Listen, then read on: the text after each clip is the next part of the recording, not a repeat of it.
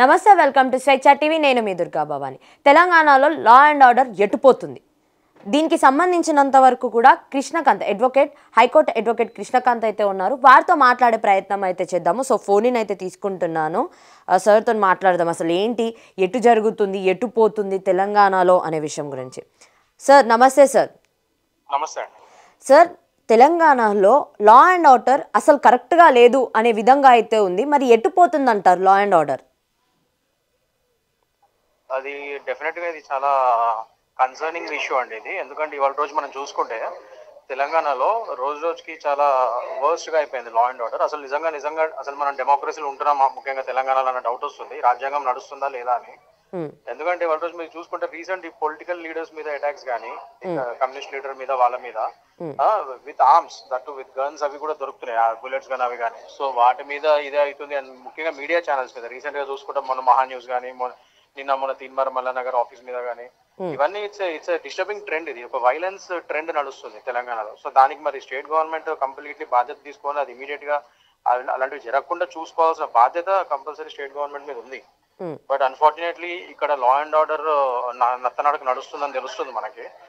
అది మాత్రం నేను చెప్పగలుగుతాను. దీస్ ఆర్ సీరియస్ కన్సర్న్స్ అండి. ఎందుకంటే ముఖ్యంగా article 19 and article 21 of constitution ఇవి రెండు వైలేట్ అవుతున్నాయి ఇవాళ రోజు తెలంగాణ స్టేట్ లో. సో దీని మీద డెఫినెట్ గా స్టేట్ గవర్నమెంట్ ఇమీడియట్ యాక్షన్స్ తీసుకోవాలి. అండ్ పోలీస్ వారు అప్రమత్తంగా ఉండి ఇలాంటివి అటాక్స్ ఫ్యూచర్ లో జరగకుండా చూసుకోవాల్సిన నైతిక బాధ్యత పోలీస్ డిపార్ట్మెంట్ మీద ఉంది. సో వాళ్ళు చూసుకోవాలి కంపల్సరీ. వ్యక్తిత్వ హరణము అండ్ వ్యక్తి హరణము అండ్ మనుషుల్ని చంపేయడాలు కొట్టడాలు ఇవన్నీ these are complete violations of the constitutional fundamental rights. So definite గా దీని పరంగా మరి స్టేట్ గవర్నమెంట్ ఇమీడియట్ యాక్షన్ తీసుకోవాలి. అండ్ పోలీస్ డిపార్ట్మెంట్ కూడా వాళ్ళు డైరెక్షన్స్ ఇవ్వాలి. స్ట్రిక్ట్ యాక్షన్స్ అండ్ ఫ్యూచర్ ఇలాంటివి జరగకుండా చూసుకోవాల్సిన బాధ్యత ఉందని చెప్పి. ఓకే, అయితే రీసెంట్గా నిన్న జరిగింది మల్కాజ్గిరిలో కూడా మొత్తం ట్రాఫిక్ ఆపేసి అక్కడ ఒక పబ్లిక్ రిప్రజెంటేటివ్ అని చెప్పుకుంటూ మైనంపల్లి రోహిత్ చేసిన దాన్ని ఎలా చూడొచ్చు అంటారు? అది కూడా ఒక వైలేషనేనా దానికి సంబంధించినంత వరకు కూడా? 100% అండి. ఎందుకంటే ఇది కంప్లీట్ గా ఇది 100% వైలేషన్ అండ్ ఇది నేను కంప్లీట్లీ ఖండిస్తున్నాను being a citizen of this state. ఎందుకంటే ఫస్ట్ అండ్ ఫార్మోస్ట్ థింగ్ అసలు being a public servant you have your rights and everything. But that doesn't mean that మీరు అటాక్లు ఇచ్చుకోవచ్చు అది ఇచ్చుకోవచ్చు అని చెప్పి చూస్తే ఇది చాలా తప్పు ఇది. సో డెఫినెట్లీ దీని మీద సివియర్ యాక్షన్ తీసుకోవాలండి డెఫినెట్లీ.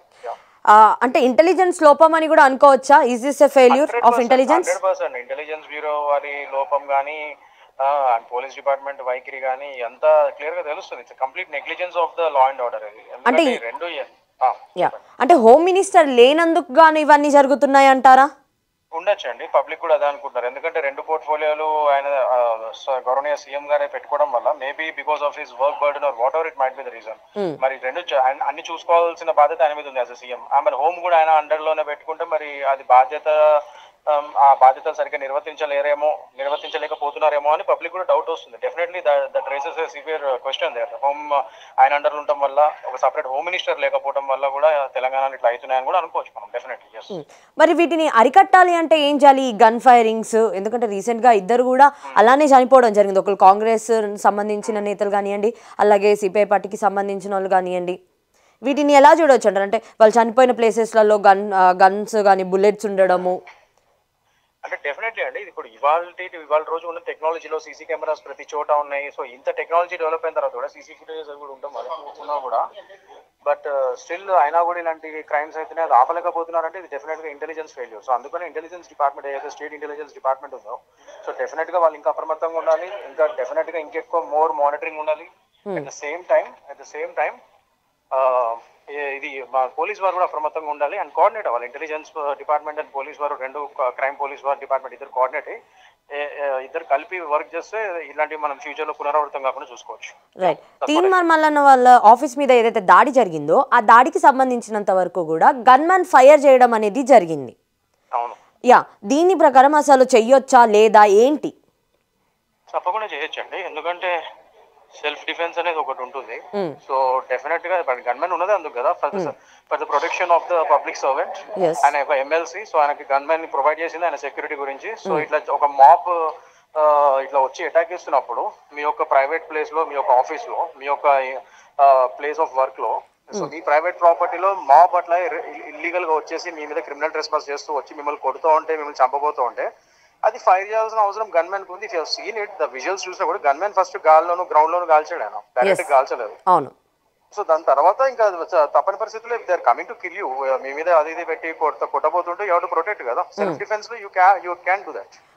ఆ వీడియోస్ అంటే నేను ఆ వీడియోస్ చూసినప్పుడు నాకు టీవీలో మీడియాలో ఏదైతే కనబడి దాని ప్రకారం చెప్తున్నాం. మరి ఇంకా అంతకంటే ఇంకా డిఫరెంట్ గా ఏమైనా ఉందేమో అది ఇంకా మనం లోతుగా చూస్తే కానీ చెప్పలేం. బట్ నా ఇప్పుడు యాజ్ ఆఫ్ బర్డ్స్ ఆఫ్ వ్యూలో దూరం నుంచి చూస్తే మాత్రం అది సెల్ఫ్ డిఫెన్స్ యాక్ట్ లా నాకైతే క్లియర్ గా అనిపించింది. మరి జాగృతి మీద ఎలాంటి కేసెస్ అయ్యొచ్చు అక్కడికి వెళ్ళిన నేతల మీద కానివ్వండి? డెఫినెట్లీ అండి, ఇవాళ రోజు నాకు ఇప్పటికీ ఆశ్చర్యం కలుగుతుంది ఏంటంటే, ఇప్పుడు తెలంగాణలో కాంగ్రెస్ పార్టీ యొక్క గవర్నమెంట్ నడుస్తుంది, అయినా కూడా సోకాల్డ్ బీఆర్ఎస్ వారి వాళ్ళు, బీఆర్ఎస్ పార్టీ వాళ్ళు, లేకపోతే సోకాల్డ్ జాగృతి వాళ్ళు, which is sister concern of the same BRS party, వాళ్ళ సిస్టర్ పార్టీయే కదా అది. సో అలాంటప్పుడు మరి వాళ్ళు ఇంకా ఇట్లా హై హ్యాండెడ్ గా వచ్చి అటాకులు చేయడం ఏంటి? మరి కాంగ్రెస్ ప్రభుత్వం మరి ఏం చేస్తుంది? మరి ఈ రెండు పార్టీస్ దోస్తీ ఇక్కడ మళ్ళీ ఇంకో విధంగా బయటపడుతుందేమో అని నాకు కూడా అనిపిస్తుంది. వాళ్ళు మాట్లాడుకొని చేస్తున్నారా ఏంటిది అని చెప్పి. ఎందుకంటే ఇప్పుడు ఒక గవర్నమెంట్ రన్ అవుతున్నప్పుడు వేరే పార్టీ వాళ్ళు, అపోజిషన్ లో పార్టీ ఉన్న వాళ్ళు డైరెక్ట్ గా వచ్చి మీడియా హౌసెస్ మీద ఇట్లా జనాల మీద అటాక్లు చేస్తూ ఉంటే మరి గవర్నమెంట్ ఏం చేస్తుంది? డెఫినెట్ గా ఆ పార్టీ ఈ పార్టీ మరి ఇద్దరు దోస్తానా మీద నడుస్తుందా ఏంటి? మరి అందుకే ఒకరినొకరు కూడా వలుకొని అందుకే ఎవరేమి యాక్షన్ తీసుకోవట్లేదా అనిపిస్తుంది. మరి చూసే జనాలకు మాత్రం ఇట్లా అనిపిస్తుంది. సో దీని మీద డెఫినెట్ గా ప్రభుత్వం ఒకసారి పునరాలోచించాలి. ఓకే, సో ఫైనల్గా చెప్పండి, ఈ ఇంటెలిజెన్స్ ఫెయిల్యూర్ అనేది ఇంకా ఇలానే ఉంటే మాత్రం సిచ్యువేషన్స్ ఎలా మారే అవకాశాలు ఉంటాయి? డెఫినెట్లీ ఇట్లానే ఉంటే మాత్రం చాలా ప్రాబ్లమాటిక్ అవుతుందండి. ఎందుకంటే ఒకప్పుడు ఏమడగా ఒకటి చెప్పాలి, ఇంత వైలెన్స్ అయితే లేదు. బట్ ఇప్పుడు ఈ వైలెన్స్ ట్రెండ్ అనేది ఈ మధ్య కాలంలో, రీసెంట్ కాలంలో తెలంగాణలో మరి ఎక్కువైపోయింది. సో దీని పరంగా డెఫినెట్ గా ఇంటెలిజెన్స్ బ్యూరో వాళ్ళు ముందస్తుగా చూసుకొని ఎలాంటివి ఏమైనా అటాక్స్ జరుగుతున్నాయి ఏంటి అని తీసుకొని అలాంటి ముందే వాళ్ళు ఒక ప్రణాళిక రచించి అవి జరగకుండా ఆపే బాధ్యత ఇంటెలిజెన్స్ డిపార్ట్మెంట్ మీద ఉంది. అండ్ ఇమీడియట్ గా ఇన్ఫర్మేషన్ పోలీస్ క్రైమ్ డిపార్ట్మెంట్ వాళ్ళకి ఇచ్చి ఇవన్నీ జరగకుండా చూడాలి ఈ ఉదంతాలని. కానీ డెఫినెట్ గా ఇది గనక జరగకపోతే ఫ్యూచర్ లో ఇంకా ఇలాంటి కేసెస్ ఎక్కువయ్యేటట్టుంది. And public law and order and public protection చాలా ప్రాబ్లం అవుతుంది. అండ్ నార్మల్ పబ్లిక్ కూడా రేపటి రోజు డేంజర్ అయిపోతుంది. ఇది ఇట్లానే నడుస్తుంది లా అండ్ ఆర్డర్. రేపటి రోజు ప్రతి ఒక్కరు వచ్చి పబ్లిక్ మీద పడిపోయి ఇంకా రౌడీ షీటర్లు వీళ్ళు కూడా ఎక్కువైపోతారు. సో క్రైమ్ డెఫినెట్ గా పెరుగుతుంది అండ్ పబ్లిక్ సేఫ్టీ కూడా చాలా డేంజర్ లో పడిపోతుంది. అసలు తెలంగాణ రాష్ట్రంలో ఇంకా మరి రాజ్యాంగం ఉందా లేదా అన్న డౌట్లు వస్తున్నాయి ఇప్పటికే. అది ఇంకా దారుణంగా దిగజారిపోతుంది. సో డెఫినెట్ గా ఇమీడియట్ గా దీని మీద ఒక యాక్షన్ తీసుకోవాలి. లా అండ్ ఆర్డర్ కాపాడాల్సిన బాధ్యత ప్రభుత్వం మీద ఉంది. Definitely the police and government together they have to take an immediate action on this. అంటే ఇన్ని జరిగినాయి కదా, ఇన్ని జరిగిన తర్వాత ఇప్పటికైనా స్టిల్ లా అండ్ ఆర్డర్స్ కానీ వాళ్ళు అంటే పోలీస్ శాఖ కానీ ఇంటెలిజెన్స్ శాఖ కానీ ఆర్ దే అలర్ట్ అనే ఎక్కడైనా మీకు అనిపించిందా? వాళ్ళు రెస్పాండ్ అయ్యే దాన్ని బట్టి ఇప్పటివరకు చూసిన అన్ని చూస్తుంటే మాత్రం ఉదంతాలు నాకైతే ఏం అనిపించలేదండి. మరి ఇప్పటికైనా వాళ్ళు యాక్షన్ తీసుకోవాలి అని నేను అనుకుంటున్నాను. లేదంటే జనాల్లోనే ఆ ఒక అవేర్నెస్ వచ్చి జనాలే ఇంకా ఖచ్చితంగా గట్టిగా అడగాల్సిన పరిస్థితి ఏర్పడుతుందేమో అనిపిస్తుంది సగటు గవర్నమెంట్ ని అండ్ పోలీస్ వారిని. ఇంకా వాళ్ళే అడిగితే గానీ అప్పుడు కానీ వీళ్ళు చేయరేమో పనులని అనిపిస్తుంది. సో గట్టిగా అడగాల్సిన, న్యాయంగా గట్టిగా అడగాల్సిన అవసరం జనాలకు కూడా ఇప్పుడు వచ్చిందని నేను అనుకుంటున్నాను. As an advocate even I will do what I can legally. Okay okay right, thank you అండి. Thank you. Thank you. So ఇది పరిస్థితి. ఇక వాళ్ళు కనుక ఇంకా అలర్ట్ అవ్వకపోతే మాత్రం జనాలు కానివ్వండి, లేకపోతే మీడియా ఛానల్స్ కానివ్వండి, అడ్వకేట్లు కానివ్వండి, అందరూ కూడా ఎవరికి తోచినంత వాళ్ళు లీగల్గా ఏం చేయాల్సి వస్తుందో అవన్నీ కూడా చేస్తాము. మా భద్రత కోసం, జనాల భద్రత కోసం మేము చేయాల్సిన పరిస్థితులు అయితే కనిపిస్తున్నాయి. ఇప్పటికైనా పోలీస్ శాఖ వాళ్ళు అలర్ట్ అయితే మంచిది అని చెప్పి కూడా అటు అడ్వకేట్ కూడా చెప్పడం అనేది జరిగింది. చూస్తూనే ఉండండి స్వేచ్ఛ టీవీ లేటెస్ట్ అప్డేట్స్ కోసం.